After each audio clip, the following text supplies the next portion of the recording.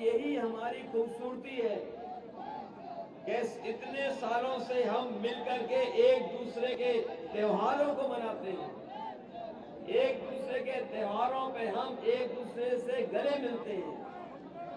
यही हमारे समाज की मिठास है। और इस चुनाव में मुझे पूरा भरोसा है कि हमारी गंगा जमुनी तहजीब और समाज की जो मिठास है वो बनी रहेगी। कोई कितनी भी ताकत से लग जाए, लेकिन हमारे समाज की जो संस्कृति रही है उसको तोड़ नहीं पाएगी। आज मुझे खुशी है इस बात की कि आज मुझे अपना भी वोट डालने का मौका मिला। मैं अपना वोट तो डाल के आ गया हूं और साइकिल वाले निशान की बटन दबा के आया हूं मैं। और उसके बाद मैंने कहा अगर इस चरण का चुनाव शुरू होना है तो सबसे पहले मैं आप लोगों से निवेदन और अपील करने आऊंगा कि अगर तीसरे चरण का चुनाव जहां मैं खुद लड़ रहा हूं, अपनी मशीन का बटन दबा के आया हूं, तो आपसे भी मैं निवेदन करने आया हूं कि साइकिल के चुनाव चिन्ह पर आप मशीन की बटन दबा करके ऐतिहासिक वोटों से जिताने का काम करें। ये मान लें कि इस बार फैजाबाद में सभी सीटें समाजवादी लोग जीतने जा रहे हैं। हमारे अयोध्या और फैजाबाद के लोग भूल मत जाना, ये चुनाव सरकार बनाने का है। बताओ ये बात भूल तो नहीं जाओगे?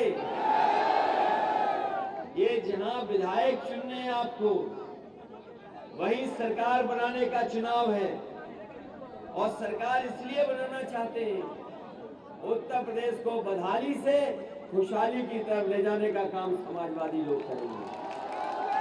ये कोई छोटा चुनाव नहीं है, ये बहुत बड़ा चुनाव होने जा रहा है उत्तर प्रदेश का। और ये उत्तर प्रदेश का वो चुनाव है जो न केवल उत्तर प्रदेश के लिए बल्कि देश को संदेश देने का काम करेगा। देश में जो लोकतंत्र है उसको बचाने का भी उत्तर प्रदेश का चुनाव है। न केवल लोकतंत्र को बचाने का चुनाव है, बल्कि संविधान बचाने का भी ये चुनाव उत्तर प्रदेश का होने जा रहा है। बताओ आप लोग लोकतंत्र और संविधान बचाओगे कि नहीं बचाओगे? अभी तक तो हम लोग बाबा जी को बाबा मुख्यमंत्री कहते थे।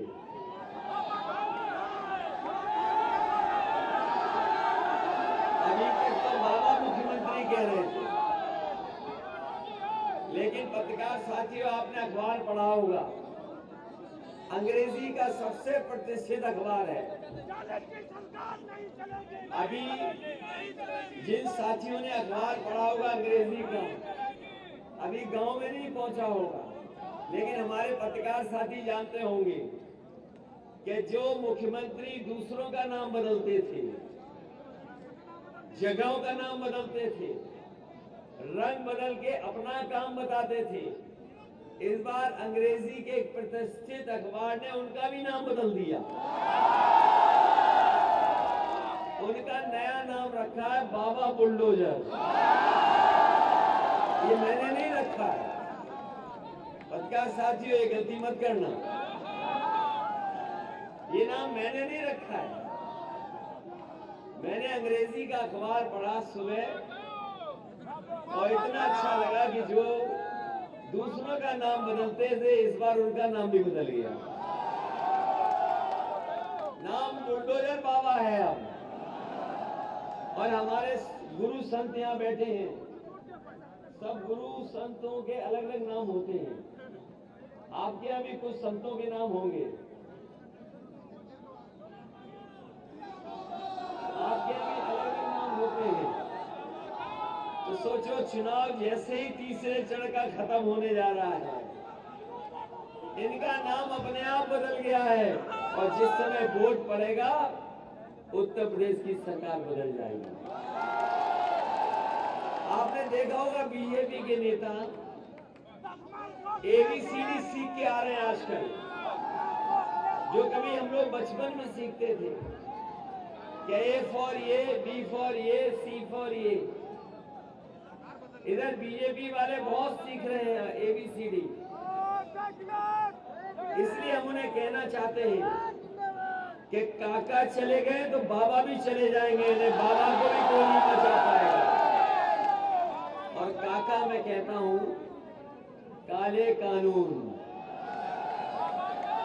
अगर काले कानून चले गए हैं, काका चले गए तो बाबा भी चले जाएंगे, इन्हें कोई बचा नहीं पाएगा। कितना झूठ बोलते हैं ये लोग, सोचो। इनसे अच्छा, इनसे बड़ा झूठ कोई नहीं बोलता।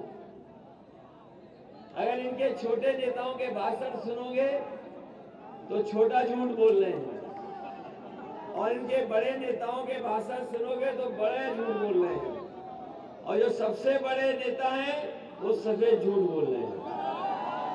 बताओ ये सरकार झूठ बोलती है कि नहीं बोलती? याद है किसान भाइयों, आपसे वादा किया था कि 2022 सरकार बनेगी, 2022 तक किसानों की आय दोगुनी हो जाएगी। बताओ हमारे किसान भाइयों कितनों की आय दोगुनी हो गई? अगर किसी की फसल की आय दोगुनी हो गई हो तो बताओ किसान भाइयों, यहाँ किसान भाई हैं, किसान भाइयों के परिवार के बेटे हैं, बताओ किसी किसान की आय दोगुनी हो गई हो तो बताओ। और अगर आपने धान पैदा किया होगा तो कहीं खरीद नहीं हुई, नहीं खरीद हुई, कहीं न खरीद केंद्र बने, मंडी बंद कर दी, और मंडियों की भी बेचने की तैयारी है। बताओ धान की कोई कीमत मिली आपको? धान की भी लूट हो गई।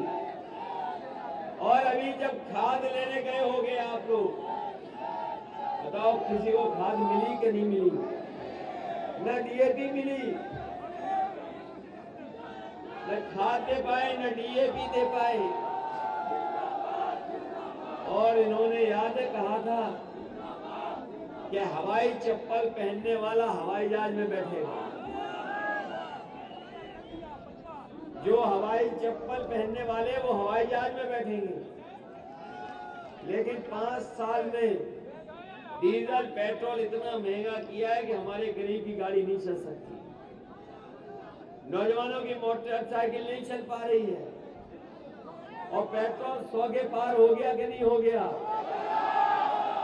इनकी सरकार आ गई तो याद रखना, पेट्रोल 200 रुपए बिकेगा, 200 रुपए।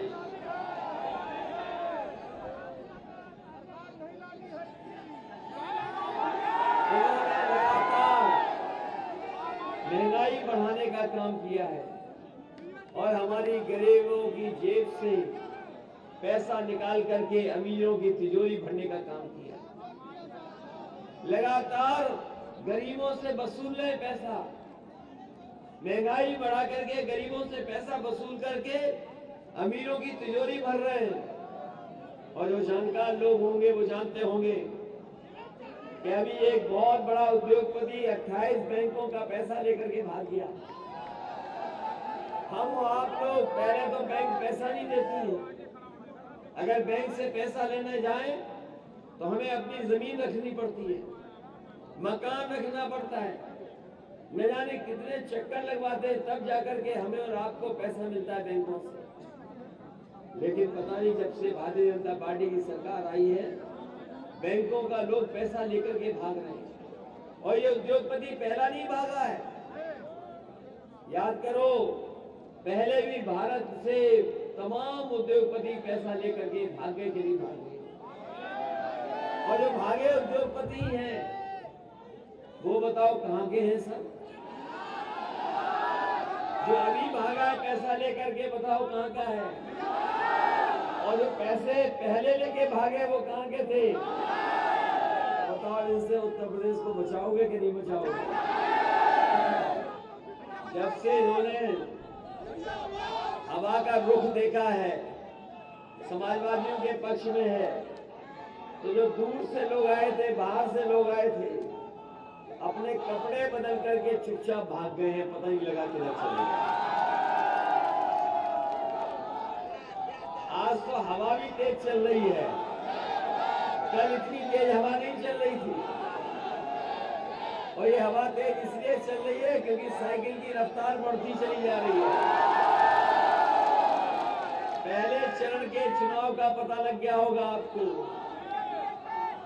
दूसरे चरण का भी पता लग गया होगा, और तीसरे चरण में तो हम भी चुनाव लड़ रहे हैं।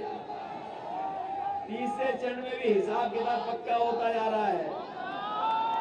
जो लोग कह रहे थे कि गर्मी निकाल देंगे,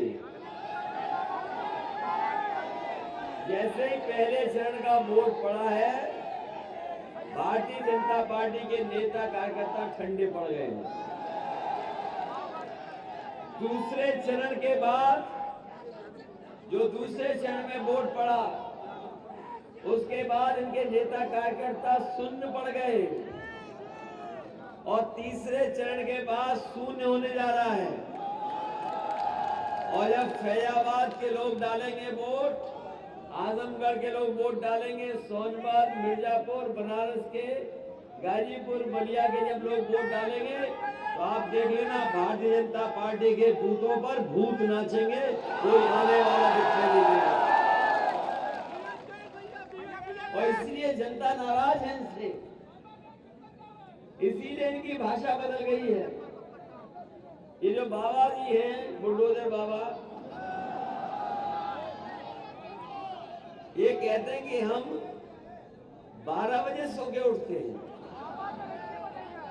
पता नहीं बुलडोजर बाबा जी कहां से देख लेते हैं कि हम रात के कब सोए और कब सुबह उठ गए। एक बार को हम मान भी नहीं, क्योंकि हमारे पड़ोसी हैं। जब से उन्होंने कहा कि हम 12 बजे सो के उठ रहे हैं, मैं अब दिन में रात में जग करके देखता हूं, और जब दिन में रात में जग करके देखता हूं तो देखता हूं बाउंड्री के उस तरफ से धुआं उड़ रहा है।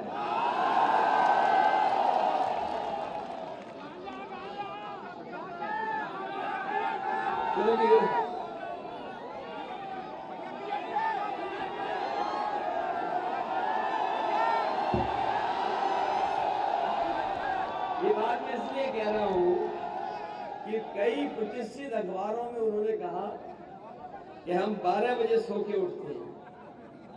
तब से हमने भी नजर रखी है बगल में पड़ोसी पर।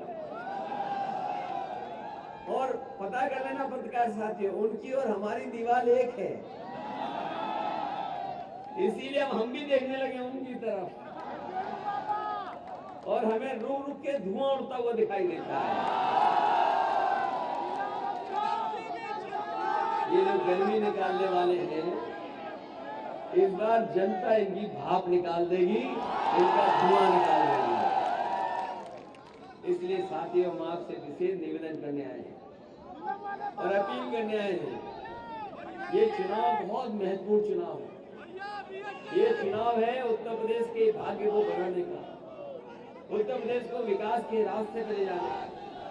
समाजवादी सरकार थी तो आपने देखा होगा, समाजवादियों ने बहुत काम करके दिखाया और लगातार काम करते रहे, जिससे जनता को सुविधा मिले, हमारी गरीब जनता के पास सरकारी मदद पहुंचाए।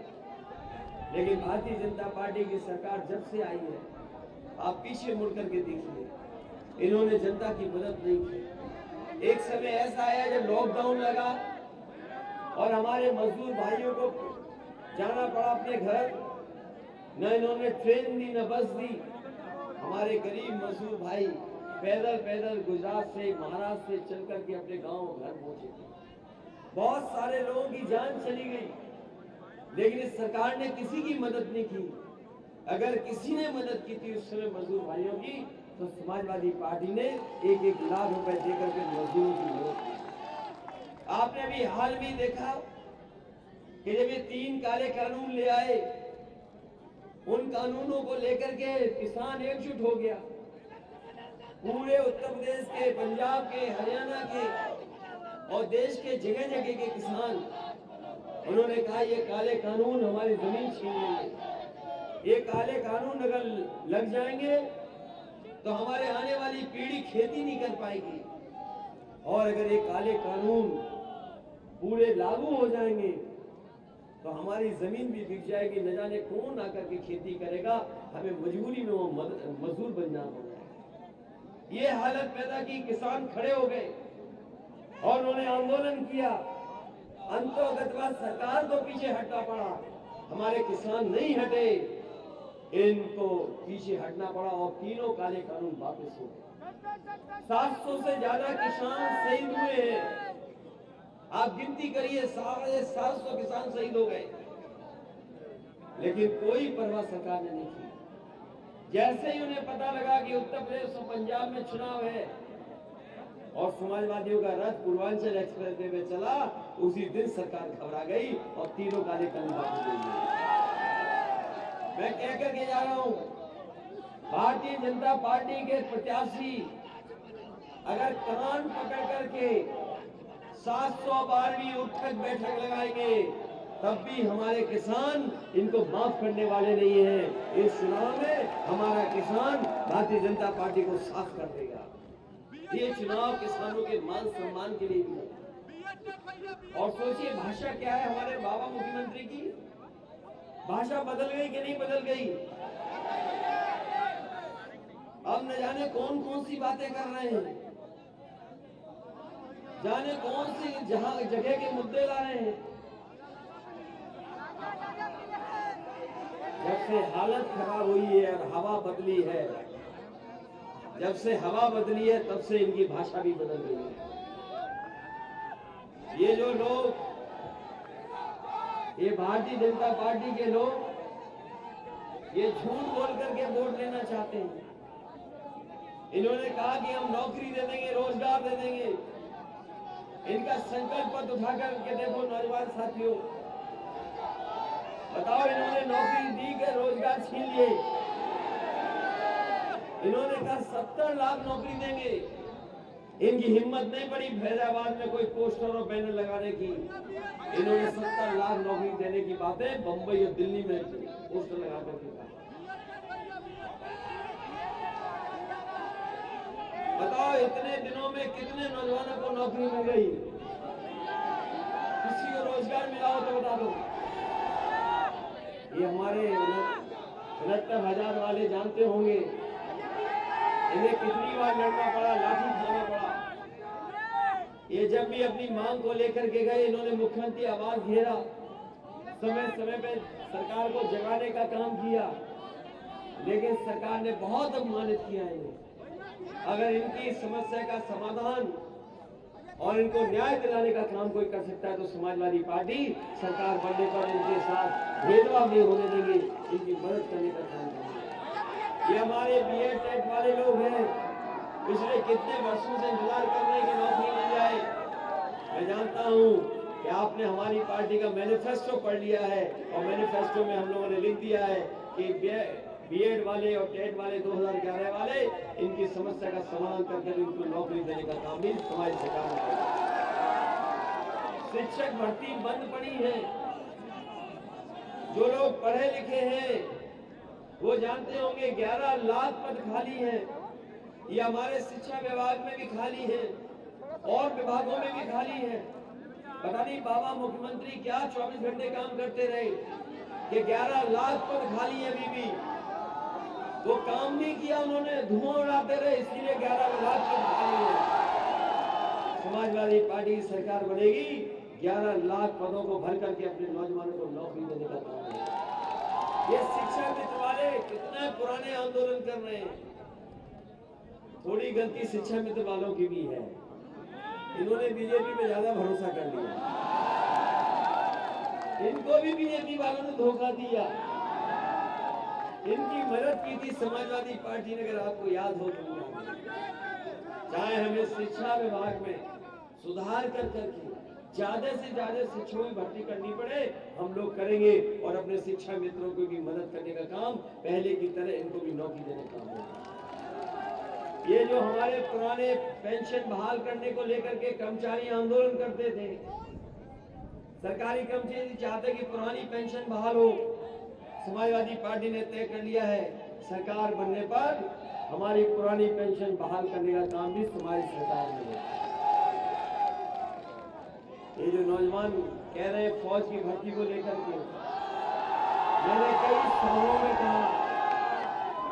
सभाओं में कहा और जब से चुनाव शुरू हुआ है तब से कह रहा हूं कि बहुत सारे नौजवान कोरोना के समय इंतजार करते रहे, उनकी उम्र बढ़ गई, उनकी उम्र की सीमा भी ऊपर हो गई, लेकिन नौकरी नहीं निकली। मैं उनको गर्मी निकालने वालों को कहना चाहता हूं, बुलडोजर बाबा जी को, कि समाजवादी लोगों ने तय किया है सरकार बनेगी। नमस्कार, मैं हूं मानक गुप्ता। अगर आपको हमारा ये वीडियो पसंद आया हो तो इसे लाइक और शेयर जरूर करें, और हाँ, हमें सब्सक्राइब और फॉलो करना ना भूलें ताकि आप देश और दुनिया की कोई खबर मिस ना करें। तो जुड़े रहिए हमारे साथ और देखते रहिए न्यूज़ 24।